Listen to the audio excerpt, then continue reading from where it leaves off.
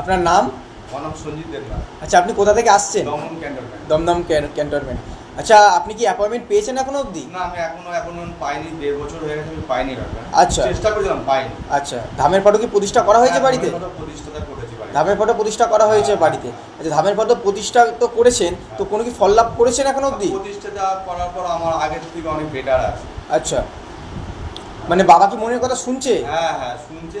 ওই জন্য তো বিশ্বাসের জন্য আরেকজনকে নিয়ে এলাম আমি। আচ্ছা, এই যে এত অপপ্রচার চলছে ধামের নামে, তাই তো? এই যে ধামে আপনারা তো দেখতেই পাচ্ছেন ধামের নামে এত অপপ্রচার, বা এখানে নাকি ভণ্ডামো হচ্ছে, কুসংস্কার, ঠাকুর বলে কোনো জিনিস নেই, ভূতপ্রেত বলে কোনো জিনিস নেই। আপনি তো এখনও অ্যাপয়েন্টমেন্ট পাননি।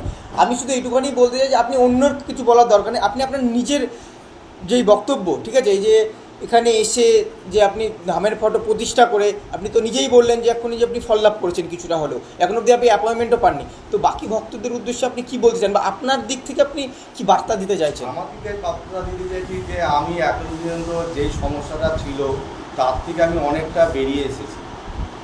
অ্যাপয়েন্টমেন্ট পাইনি, তার গুরুদেবের ফটো ঘরে রেখে আমি অনেক উপকার পেয়েছি। ধামের ফটো প্রতিষ্ঠা করেই? ধামের ফটো প্রতিষ্ঠিতা ঘরে করেছি, ঘরে আছে। আমি অনেক উপকার পেয়েছি। আমি একটা কথা বলতে পারি, কে কী বলছি জানি না, আমি নিজের চোখে নিজে দেখেছি এখানে। আমার এটা ভালো লেগেছে, আর ভালো হয়েছে বলে আমি এখানে আরেকজনকে নিয়ে এসেছি। আচ্ছা, মানে আপনি নিজে ফল লাভ করেছেন বলে আরেকজন ভক্তকে নিয়ে এসেছেন? আচ্ছা, তাহলে বাবার কৃপা অনুভব করছেন আপনারা? আমি অনুভব পাই। ঠিক আছে, চিন্তার কোনো কারণ নেই।